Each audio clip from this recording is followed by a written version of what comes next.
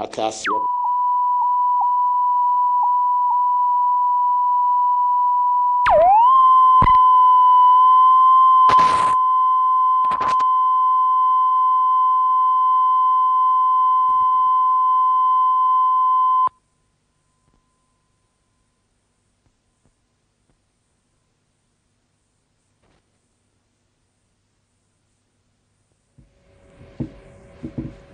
I don't know what kind of world this really is. What do you think? Prime Minister Mayer, President Nixon has said that this is the best chance for true peace in the Middle East in at least 20 years. Do you believe that out of this latest war,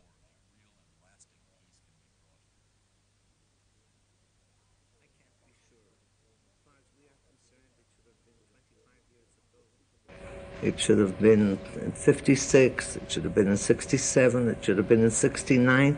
I mean, if it was necessary to fight a war and for our Arab neighbors to lose in order to bring about peace, they had these opportunities.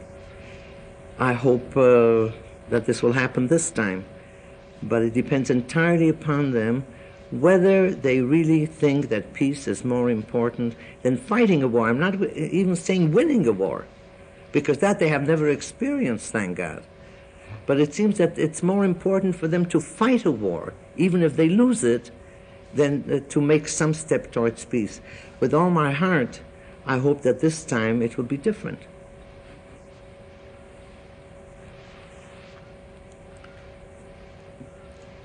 now although we do not hear it, we are all being introduced, and there's a remark about Face the Nation coming from Herzliya this time instead of from Washington, and all that. And we have now a rest period of almost 3 minutes. 3 minutes? Yes. Oh. Well, the commercial time will be rolled in so that everything... You think I can light a cigarette? No. No. That much time you don't have. That's cruel. That's...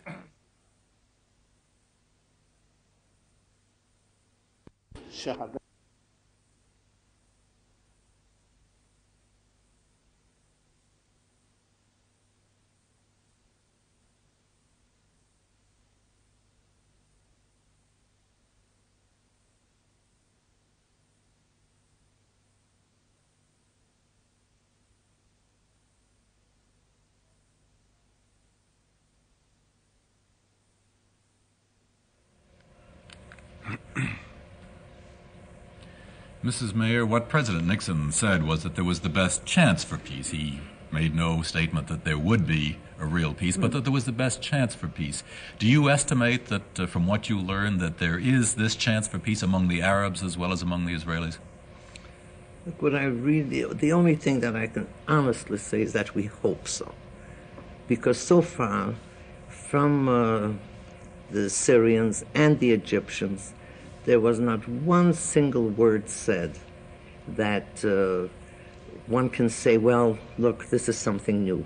But I hope so. We can never make up our minds that there's no hope for peace. And certainly we shall do everything within our power to make it possible. Mrs. Mayer, when this whole prospect of negotiations is thought of to come in the near future, can you tell us when and where and under what auspices Israel would like to see these talks begin?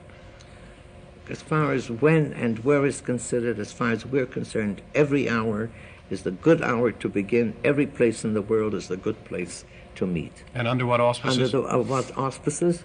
We'll listen and we'll make up our minds. And I don't think there'll be any trouble as far as that's concerned either. Mrs. Mayer, before the war, Israel seemed to be moving towards greater independence from the United States in terms of arms and was moving towards self-sufficiency. In view of what's happened now, do you think this is a realistic goal in the next few years?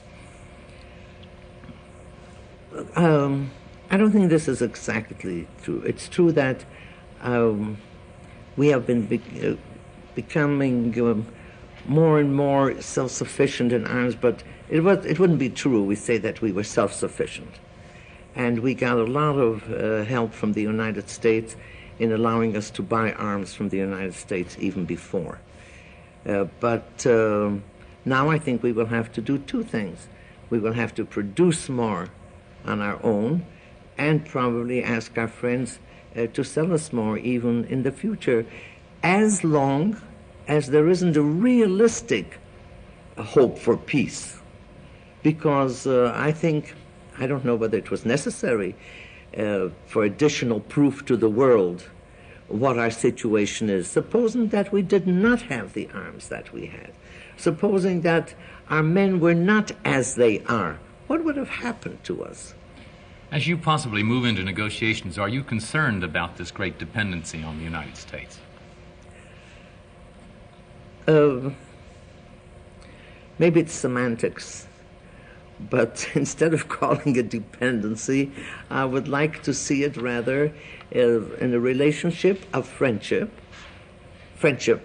between, two equals, the United States and Israel, as far as size is concerned and so on.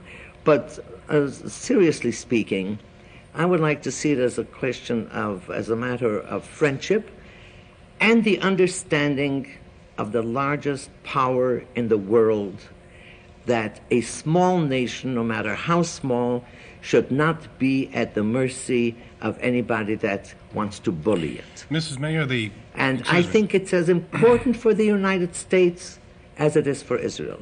It certainly is as important for the world. If Israel can be bullied by others and everybody else standing aside, that's happened in history before. Czechoslovakia was offered... But you had a speech to the Knesset in which you outlined three dangerous things. You said that a ceasefire arranged by the superpowers, and I believe you said mainly in their own interests, is a dangerous thing. A world in which Israel has lost most of its former enthusiastic friends is a dangerous thing. And you were referring to other nations beside not the United States, but to other nations. And then, of course, enemies who possess most of the world's oil is a dangerous thing. Now, those first two dangerous things, I think, are the ones we're interested in. One in which you have lost the support of many small nations who were friends of yours before, and one in which you talk about a ceasefire arranged not by you, but by superpowers for their interests.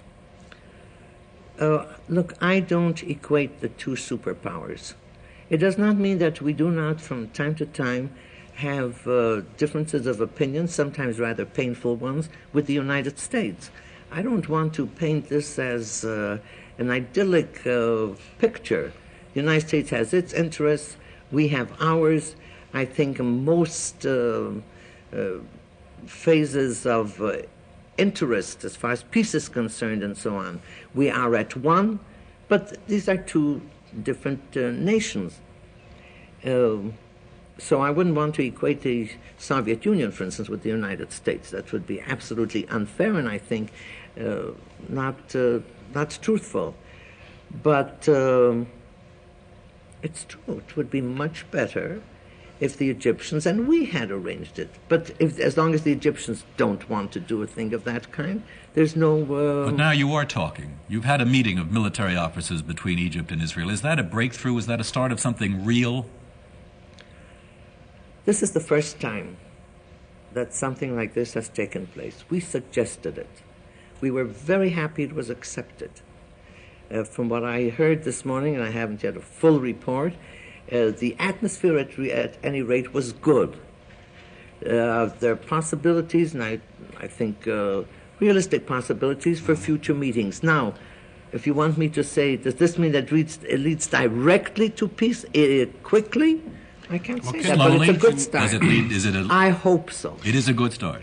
It's a start that people begin to talk. Has it, Mrs. Mayer, been followed by any assurance to you from Dr. Kissinger or any other source that, in fact, the political leaders in the Arab world, President Sadat and the Egyptian leaders, are willing to come and sit down and talk with Israel the way this military officer did yesterday?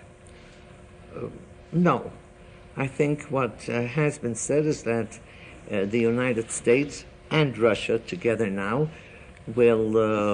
are committed, according to the third article of the Security Council resolution, that there will be negotiations between the parties.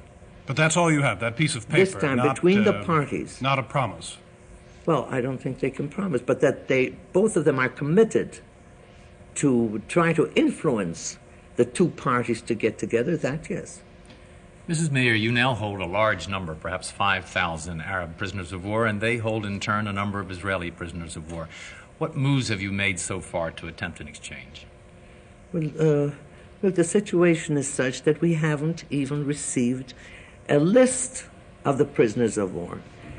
Against all international conventions, we have thousands of prisoners of war, and we are giving them lists through the Red Cross constantly. We are treating the wounded. The Red Cross can visit the Egyptian or Syrian wounded soldiers, and they do. We did not receive a list of our prisoners of war to this day. The Red Cross was not allowed until this minute to visit our wounded men either in Syria or in Egypt, and certainly they have not released the wounded people as it is they're supposed to do according to the Geneva Convention. We have done all this. We are sending a batch of, I think, 700 wounded prisoners. We're releasing them today. The Red Cross, about 2,000 wounded prisoners. We're prepared to release them, but they must also perform their part of the convention. Will you move into negotiations with the Egyptians if this question isn't settled ahead of time? I'm now talking about peace negotiations. Look, we don't want to put up conditions of peace, whether there are peace negotiations or not. International law, international conventions have not been made only for Israel. Both sides must comply. Of course we want peace, but supposing there is no peace, and supposing Sadat does not want to negotiate for peace, well, what about the International Convention, which says exactly what should be done with the wounded soldiers and Red Cross's is this a political the position question? Of Red Cross? This has nothing to do with negotiations. Is this a political, diplomatic question, or is this something which might be suitable for discussion by the military officers who have been meeting, or are they confining themselves strictly to the local issue of the Egyptian Third Army? This question was raised by our representative. It will be raised in every forum. At the military meeting? At any meeting. We cannot just give up our men to the mercy of Sadat or Assad. Mrs. Mayer, the way you talk, it appears that you don't consider peace negotiations an urgent question. How long can Israel continue to win wars at this price? Really, I know that one must not judge the attitude of the one that asks a question, so I don't think that that's really what you mean. It isn't a question that we are not anxious for peace negotiations. But we have lived with this for 25 years and before. So we say, yes, by all means, any day, any hour, anywhere, we are prepared to immediately go into peace negotiation, under auspices or under no auspices. But it doesn't mean that I can forget that there are men who are now in the hands of the Syrians and Egyptians. From past experience, we know exactly how these men are treated, some of them wounded, maybe some of them seriously wounded, and the other side does not live up to the Geneva Convention. Mrs. Mayer, this has nothing to do with peace negotiations. No, and this does not mean that I don't want peace negotiations. Mrs. Mayer, we've talked so far about Egypt and the possibility of negotiations with them, and at least you have an initial contact. What about the other front? What about Syria? This has always been a more difficult nut to crack from Israel's point of view. Is there any prospect of negotiations with Syria? I don't know. I don't even know whether... I don't imagine that negotiations, if they start and when they start, and I hope they do as quickly as possible, that they will be with both parties together. As far as we're concerned, it's all right. We can meet in the morning with Egypt and in the afternoon with Syria, or vice versa. But I suppose it will be handled with one party at a time. I think it was more is said about Egypt because it is accepted in the world, I don't know why, that the Egyptians are more forthcoming. Have the Russians undertaken to pressure Syria as they say they have Egypt into negotiating? I don't know whether they have undertaken to pressure anybody. Persuade, if you prefer. I think mainly Egypt. But really, I don't know, maybe they also Syria. But Syria has always taken a tougher stand at any rate. This is the first time that they agreed to a Security Council resolution where the 242 is mentioned and where negotiation between the parties is mentioned.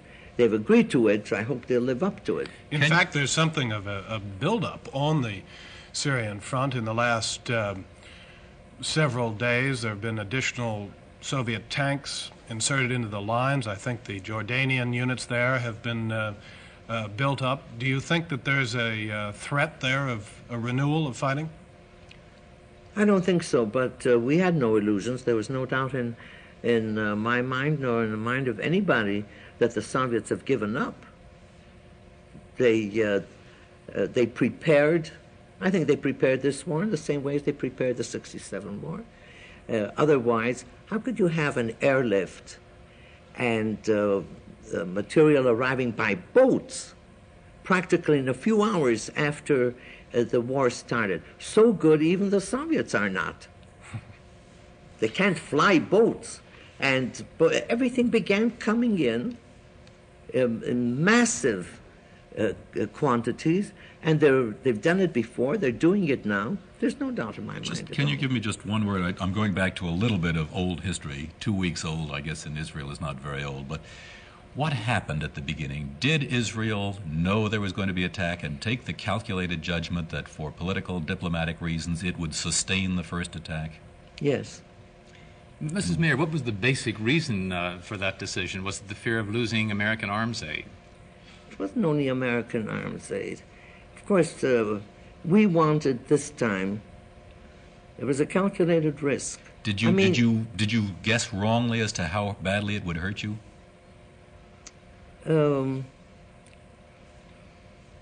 I don't know. I don't know how much less we would have been hurt otherwise. But it was a calculated risk to the extent that we did not want to create a situation where we will talk ourselves blue in the face, saying that we did not start the war, we did not cause the war, and friends who are not so friendly, and even our best friends will say, yes, if you only had not done that, we could have helped you more. Would you take that risk again? It depends upon. As I'm speaking now for myself. If this is taken into consideration in all the arrangements that have to be made, we'll say, well, we paid for it, we suffered for it, but in the end, it balances well. But if we are treated as though we started the war, and as though we are responsible, then I don't know what we'll do. How can you explain this lack of sympathy in the world for a country that was attacked?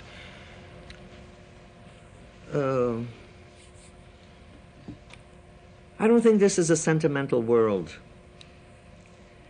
But even when countries and governments deal, so to say, realistically and only on the basis of expediency, they don't understand, I think, and that's maybe an audacity on my part to say it, they don't understand how wrong they are. After all, we don't have to go back to ancient history.